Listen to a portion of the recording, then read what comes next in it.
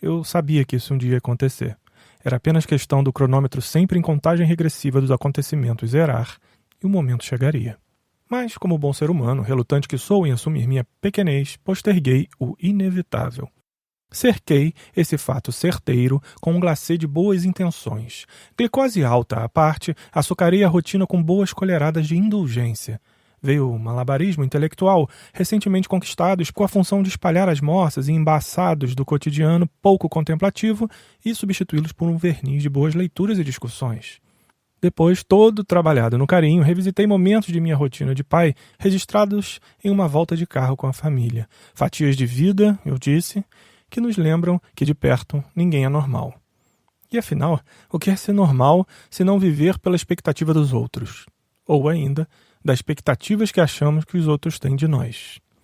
E segui analisando aqui e ali coisas que me perpassaram, sempre primando pela diferença, seja como preceito de pensamento ou de respeito à existência do outro. Você sabia que todos nós somos os outros de alguém, né? E que pensar no outro é, antes de tudo, pensar em si mesmo em outro momento no futuro, quando o jogo virar. Enfim, acumulei fatias e fatias, conceitos e glacês e fui seguindo. Lancei um piloto, 2 ou 3 programas iniciais, um especial do Dia dos Pais, mas nada me prepararia para o momento de hoje. Um momento que não é de comemoração, que não é de lamentação também, que não é sobre reclamar, agradecer ou trocar de assunto, que não é sobre os outros que vejo no metrô ou os mesmos que vejo ao meu redor em atividades profissionais várias, que não é sobre família, sobre descendência, ascendência, transcendência. É que olhei para a folha em branco do roteiro, que agora chega em sua 337ª palavra, e pela primeira vez, desde o começo do podcast, eu encarei o nada.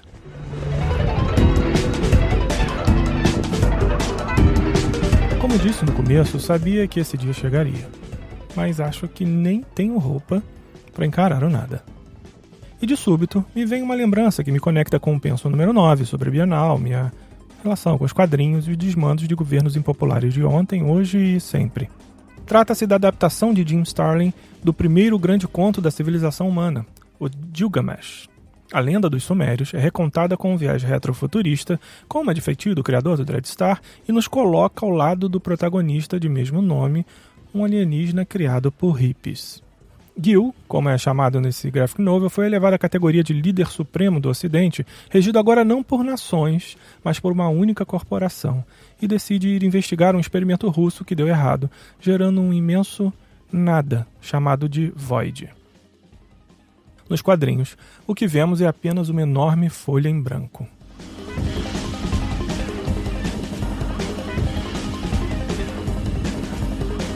Apenas uma folha em branco.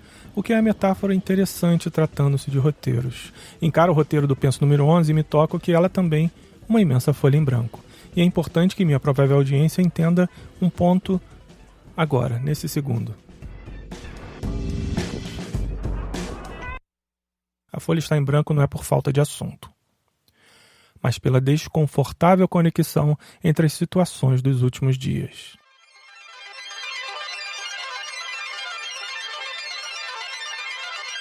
Começo lembrando de 4 amigas que tomavam café a algumas mesas de distância ainda na quarta-feira. O papo é um diálogo sobre as piores mortes que tentariam evitar, ou pelas quais quase passaram. Uma vez estava em Nova York e meu hotel pegou fogo. Foi uma correria, eu era adolescente e só pensava nos pares de tênis que havia deixado no quarto do hotel. Mas deu tudo certo. Agora eu, menina, testemunhei um terremoto na Califórnia uma vez. Que terror, que terror. Deve ser morrer assim. Acho que morrer afogada seria ainda mais impactante pra mim. Uma vez em Fernando de Noronha, eu estava com o pessoal mergulhando e do nada o equipamento começou a falhar. Dada a sua futilidade e descompromisso com a realidade da cidade que as cerca, obrigo mentalmente a cena a entrar em um fade-out enquanto divago. 4 meninas da pequena parcela abastada e protegida da sociedade carioca debatem sobre qual tipo de morte seria pior para elas. Mas a verdade é outra. Eu propositalmente esqueci de mencionar que estava sentado em um café de um dos shoppings mais resguardados da parte mais abastada da cidade. Um lugar onde uma privada pode custar R$15 mil, para vocês terem uma ideia. E que fica a 2 quilômetros de outro lugar onde uma casa inteira custa o mesmo valor. Enfim, Elas dialogavam, na verdade, e aqui falo sobre a minha interpretação sobre o fato de como essa fronteira tão estranha a elas funciona como uma fantasia, como um void que nunca irão visitar para não descobrir a verdade por trás do nada. Aquilo me incomoda porque, na verdade, sei que em alguns anos, 50 se tantos, existirão os primeiros amortais. Gente com tanta condição financeira que morrerá somente se quiser e vai trocar seus órgãos, ou ainda vai ter seu DNA editado mesmo antes de nascer para viver o quanto achar que merece. Sim, existirá a meritocracia da eternidade.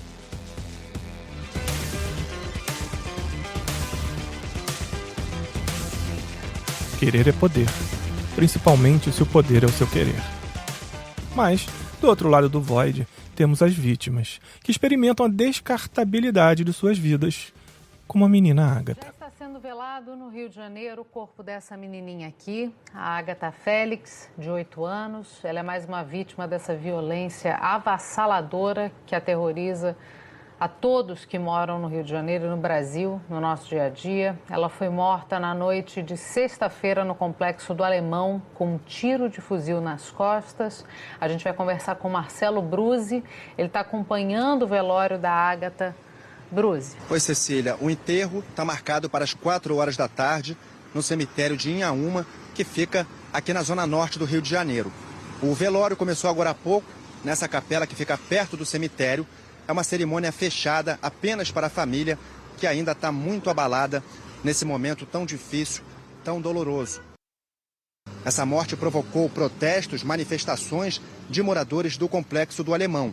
A família da vítima diz que o tiro partiu de policiais militares e que não havia confronto com traficantes naquele momento. Já a PM apresentou uma outra versão e informou que os policiais que faziam patrulhamento na região foram atacados a tiros e revidaram. Vamos acompanhar a entrevista com o porta-voz da Polícia Militar. A Militar lamenta profundamente a morte dessa menina, que ocorreu em um ataque de criminosos a policiais militares que faziam ali o patrulhamento de rotina. Infelizmente, essa é a realidade vivida por moradores de comunidades e por policiais militares que lá trabalham.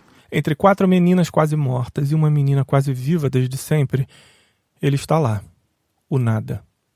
Ou, como prefere determinar o autor Achille Mbembe, a necropolítica. Com vocês, um trecho do pequeno ensaio de leitura fundamental para os dias de hoje.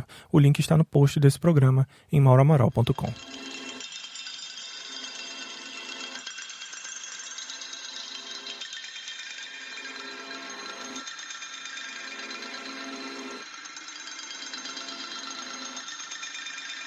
Em tais instâncias, o poder, e não necessariamente o poder estatal, continuamente se refere e apela à exceção, emergência e a uma noção ficcional do inimigo. Ele também trabalha para produzir semelhantes exceções, emergências e inimigos ficcionais. Em outras palavras, a questão é: qual é, nesses sistemas, a relação entre política e morte que só pode funcionar em um estado de emergência? Não esqueça de ouvir o programa sobre sociedades soberanas, disciplinares e de controle. Na formulação de Foucault, o biopoder parece funcionar mediante a divisão entre as pessoas que devem viver e as que devem morrer. Operando com base em uma divisão entre os vivos e os mortos, tal poder se define em relação a um campo biológico, do qual toma o controle e no qual se inscreve. Esse controle pressupõe a distribuição da espécie humana em grupos, a subdivisão da população em subgrupos e o estabelecimento de uma censura biológica entre uns e outros. Isso é o que Foucault rotula com o termo racismo. Que a raça tenha um lugar proeminente na racionalidade própria do biopoder é inteiramente justificável, afinal de contas, mais do que o pensamento de classe, a ideologia que define a história como uma luta econômica de classes. A raça foi a sombra sempre presente sobre o pensamento e a prática das políticas do Ocidente, especialmente quando se trata de imaginar a desumanidade de povos estrangeiros ou dominá-los. Referindo-se também a essa presença atemporal como ao caráter espectral do mundo da raça como um todo, Hannah Arendt localiza suas raízes na experiência demolidora da alteridade e sugere que a política da raça, em última análise, está relacionada com a política da morte. Com efeito, em termos Foucaultianos, racismo é, acima de tudo, uma tecnologia destinada a permitir o exercício do biopoder, aquele velho direito soberano de morte. Na economia do biopoder, a função do racismo é regular a distribuição de morte e tornar possível as funções assassinas do Estado. Segundo Foucault, essa é a condição para a aceitabilidade de fazer morrer. Foucault afirma claramente que o direito soberano de matar e os mecanismos de biopoder estão inscritos na forma em que funcionam todos os estados modernos. De fato, eles podem ser vistos como elementos constitutivos do poder do Estado da modernidade. Segundo o autor ainda, o Estado nazista era o mais completo exemplo de um Estado exercendo o direito de matar. Esse Estado, ele afirma, tornou a gestão, proteção e cultivo da vida coextensivos ao direito soberano de matar. Por uma extrapolação biológica sobre o tema de inimigo político, na organização da guerra contra os seus adversários e, ao mesmo tempo, expondo seus próprios cidadãos à guerra, o Estado nazi é visto como aquele que abriu caminho para uma tremenda consolidação do direito de matar que culminou com o projeto da solução final. Ao fazê-lo, tornou-se o arquétipo de uma formação de poder que combinava as características de Estado racista, Estado assassino e Estado suicida.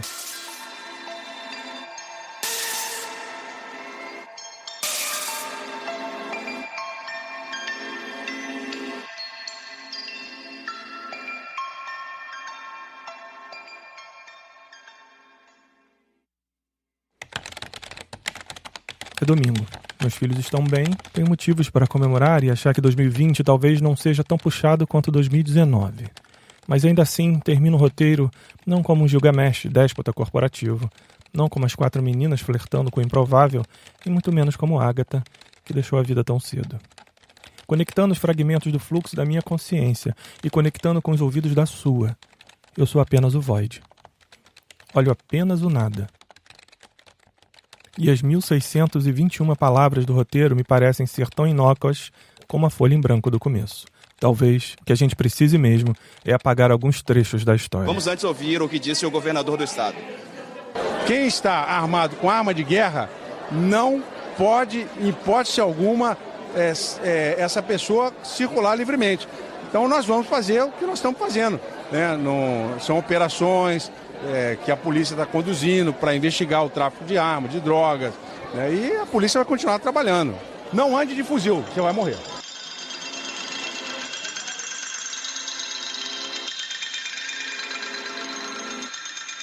MauraAmaral.com é a conexão direta entre o fluxo da minha consciência e os ouvidos da sua. O projeto começa e termina em um podcast que tem novos episódios todas as segundas-feiras. Ouça onde preferir curtir histórias em áudio. Basta digitar MauraAmaral.com nos campos de busca dos agregadores como Spotify, iTunes, Pocket Casts e Google Podcasts.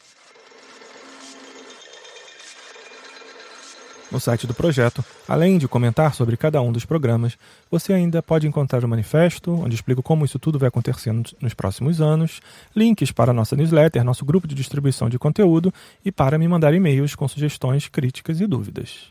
Para apoiar essa jornada, você pode ainda nos encontrar no PicPay, em Mauro Amaral Podcast, e colaborar com um dos 2 planos de assinatura que dão acesso até mesmo a 1 hora de mentoria comigo.